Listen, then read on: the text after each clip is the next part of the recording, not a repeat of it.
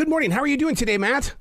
Awesome, Arrow. How are you? Oh, I always love your energy, dude. I always do. I'm a true believer that American Ninja Warrior changed the definition of competition because you're proving it. Push yourself beyond the mountain and become something.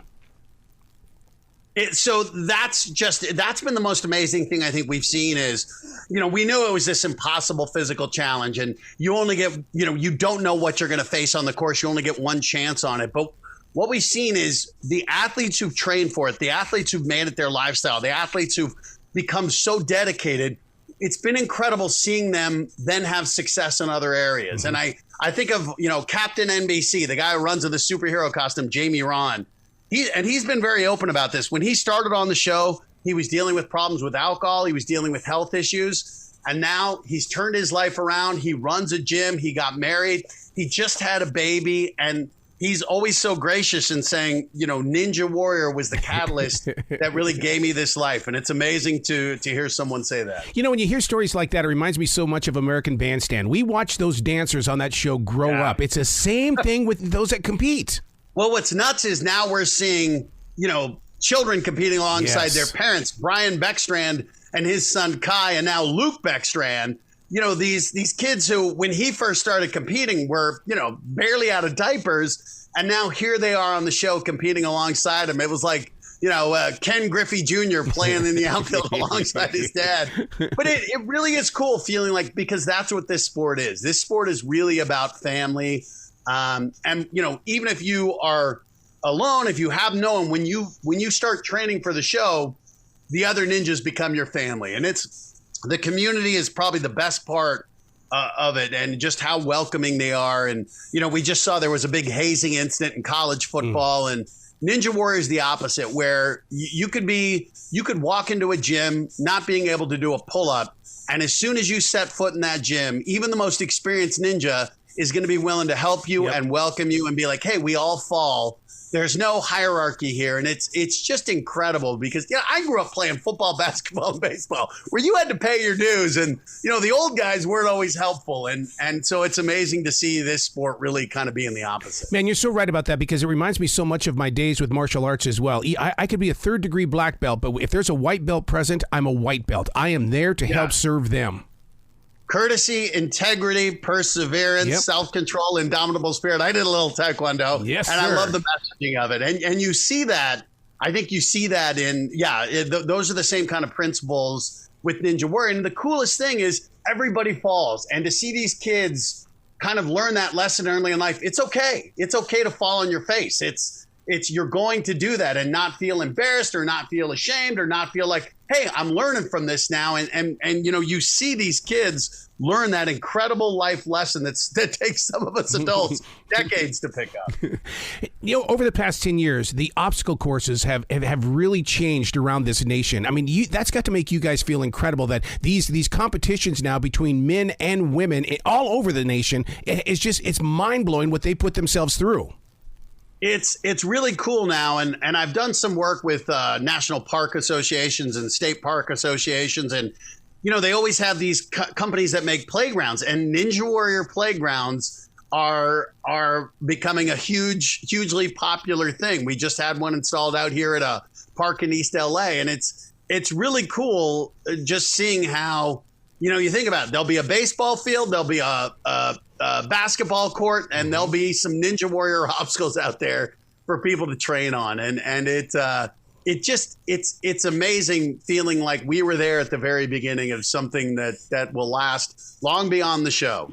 During the weekly competition, how do you keep yourself and your reaction under control? Because facial expressions are everything, but I'm also loose in the tongue sometimes when I see something that wows me.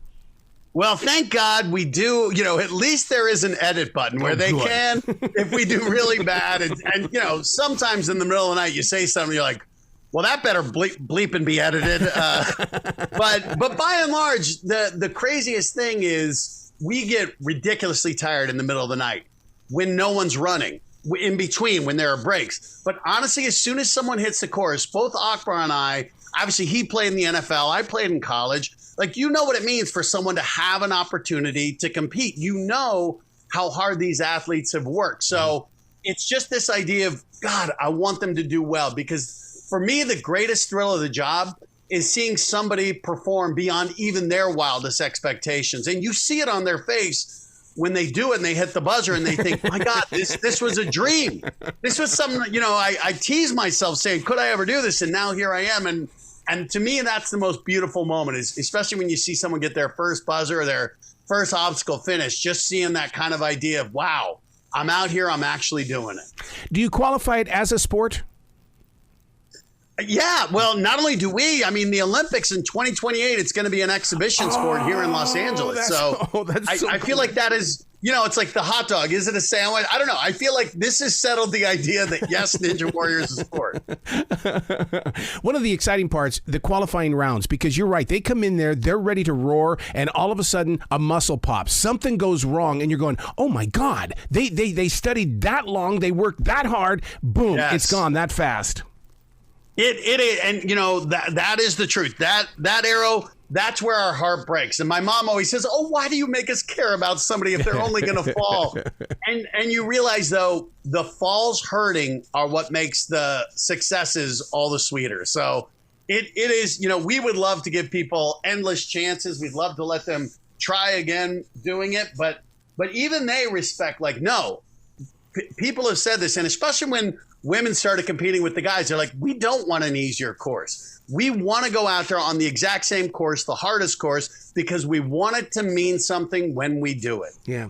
We've seen NASCAR starting to form teams of drivers. Will we start seeing teams in the American Ninja Warrior? So it's interesting because we did Ninja versus Ninja. We've done Team Ninja Warrior where we had teams of ninjas. Mm-hmm. And this year, for the very first time, we're starting side-by-side racing, which is a little more direct competition than we've used to had. So I think the main show will always kind of be about one ninja. But we loved, and we've also had like USA versus the world. And, I don't know if you're a fan of golf. I love golf, and I love watching the Ryder Cup when these athletes who are used to competing alone compete for something bigger like their country, and just seeing the amount of pride that goes on, and you see how different it is when you're running and you're only going to let yourself down versus I'm running and I'm going to let these people I respect down. You just see people, the stakes go up, and I love that. Side by side, my God, I can't imagine. I know what it was like to be in a Taekwondo tournament when you were competing against the people. I mean that all of a sudden you're playing with a different emotion when the person's maybe one or two steps ahead of you. Yeah, it does. And you see that. And it really is different running the course with someone else for just the reason you said, that so many ninjas are like, this is my plan of attack.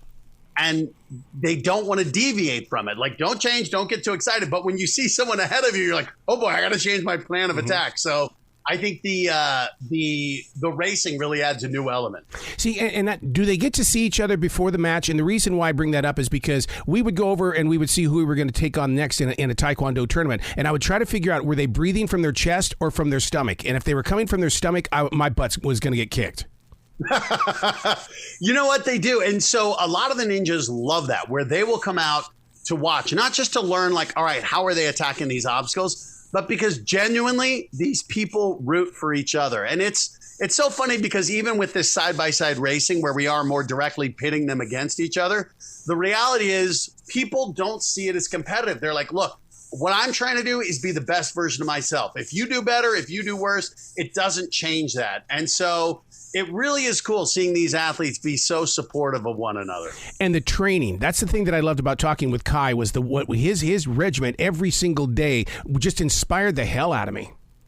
Well, so Kai Beckstrand is an absolute animal. And the coolest thing is, his dad started on the show almost a decade ago when Kai was just, barely out of diapers. And now here he is, establishing himself as one of the best ninjas in the land. And he competed on Ninja Junior too. And we've seen him grow up. And it's the thing I love is seeing, wow, this is for them, for the Beckstrands, it's all about family. And I think that's what this show is it's about family. And once you compete on the show, you become a part of a much bigger family, the Ninja Warrior community. Yeah, his story reminds me so much of my bowling days when I was in the AJBC, which was for the kids. And then I grew to the men's league. And it was like, yeah, here I am. I've made it. I'm up here with the big guys now. Arrow, you're a beast, man, in bowling and martial arts. I love the competitive spirit.